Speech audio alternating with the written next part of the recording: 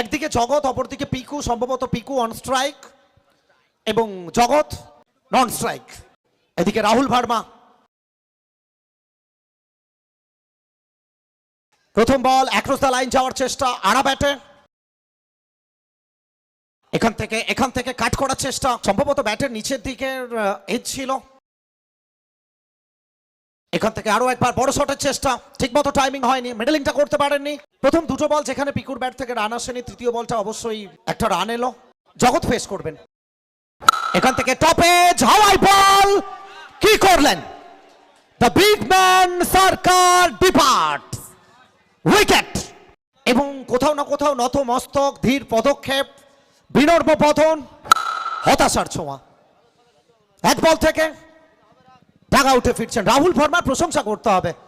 রাহুল ভার্মার যতই প্রশংসা করি না কেন কম হবে। The man from Uttarakhand, Dehradun. এখান থেকে প্রথম বল, ফুল টস, পিকু পাল ডেঞ্জার জোনে, একটু রিস্ক ছিল, একটু চাপ ছিল।